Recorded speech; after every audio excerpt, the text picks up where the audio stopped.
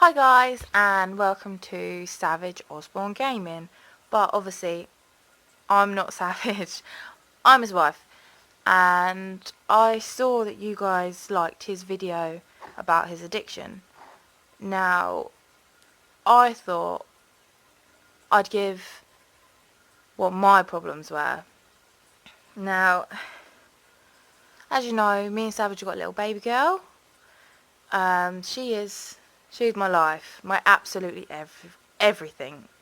She's a year and a half old now. But it hasn't always been great from the least, It all started. I was so happy to find out that I was pregnant. So happy. It was the best thing ever that I could have ever found out. We went through the whole pregnancy. I went into labour at 41 weeks. I had a very small bump, which I thought I was just going to have a very small baby. Turns out I did have quite a small baby. I had a £5'4" little girl via emergency caesarean. Now, being 20, never having a baby before, it's quite a big thing for your first baby to be a caesarean. It was horrible. It was absolutely horrible.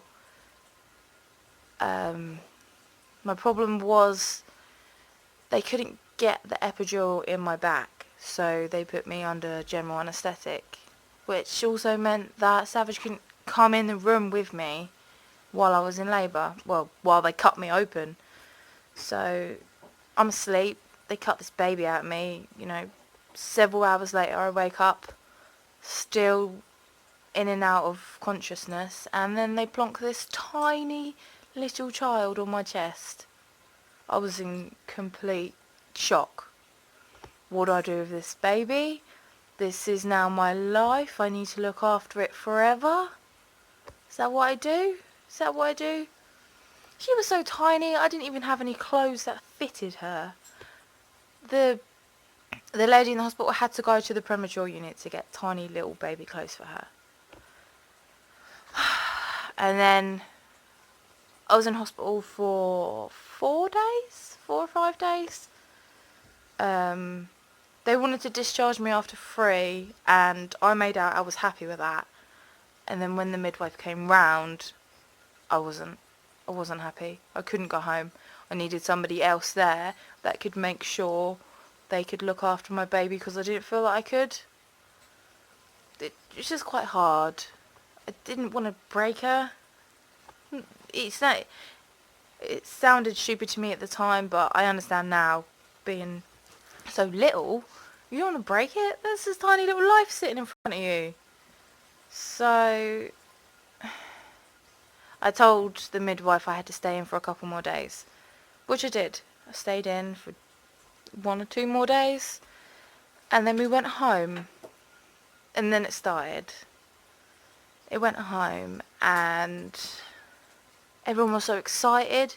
I'm the baby girl of the family. I'm the youngest. I'm the princess. I'm the spoiled one. So I have this little baby. Everyone's so excited. They want to pick her up. They want to cuddle her. And I don't want to pick her up. I don't want to cuddle her. I don't want to feed her. I don't want to hold her. I don't even want to be in the same room as her. That's how horrible it was. I lied to my midwife. I told her that I was okay. I was coping fine. I didn't need any help. I didn't need anything. But it wasn't like that. I did need help. I did need a lot of help. And I was in complete denial about it. I thought, I've had depression before. I'm a very strong girl. I can do this. I don't need no help. And then the midwife came round day 5. And while I went to the toilet, Savage told the midwife that I was struggling. I was struggling bad. So she said, fine, we'll refer you to, the mental health team, sort you out, which was good. They wanted to help me, but it wasn't quick enough. They didn't push it quick enough. There were nights where Effie would be crying, and I would just lock myself in the bathroom and just leave her to scream. Just leave her screaming and just ignore it. And,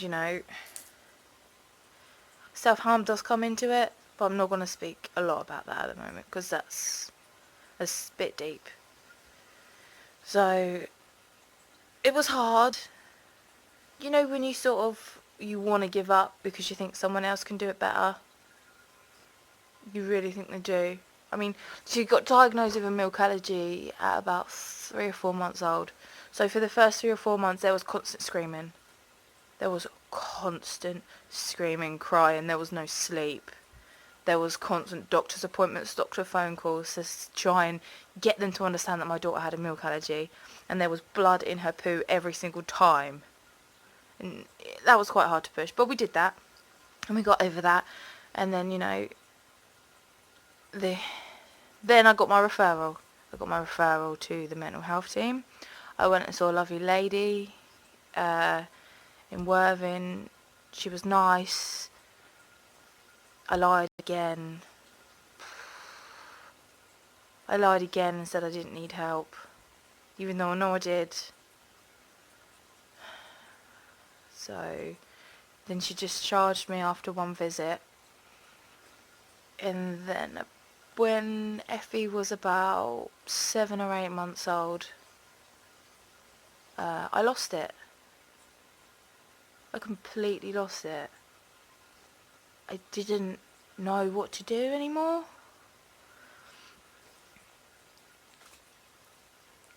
And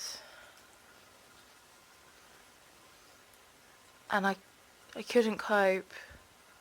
But this time I admitted to it. And I got Savage to come with me to the doctors to tell them how I felt, because I couldn't tell anyone apart from him. I just couldn't.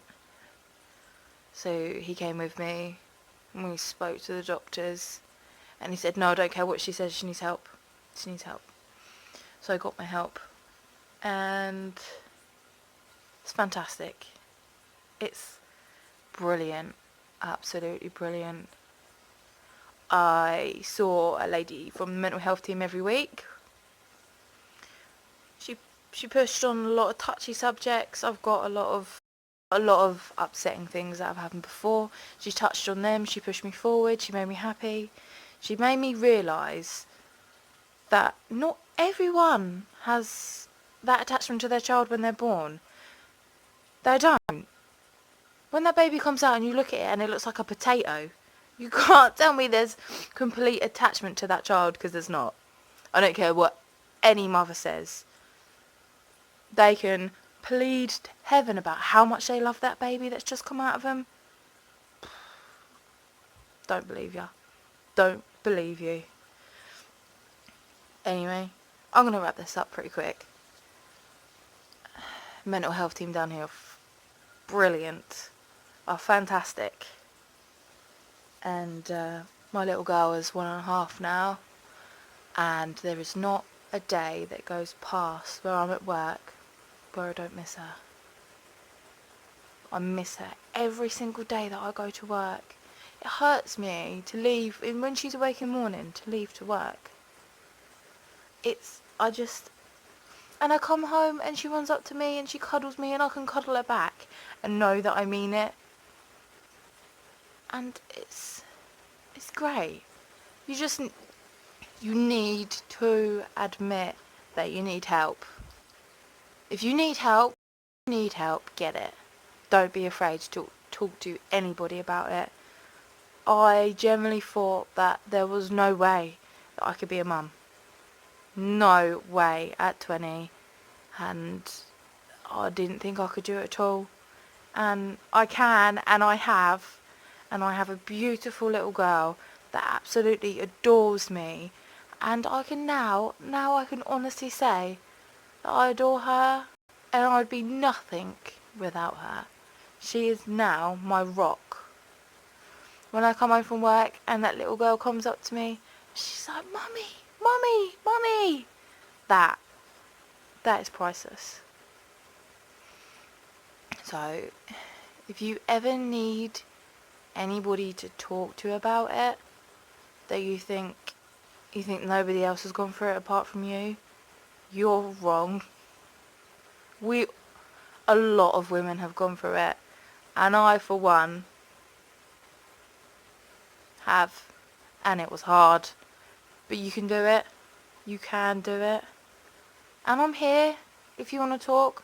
You can message Savage and tell him that you want to talk to his wife. That's fine. I am happy to talk to anybody that has felt like this before. So don't be afraid to leave a comment or private message him. I don't know if you can do that, but I'm here. Thanks for listening anyway. Don't struggle alone. Bye.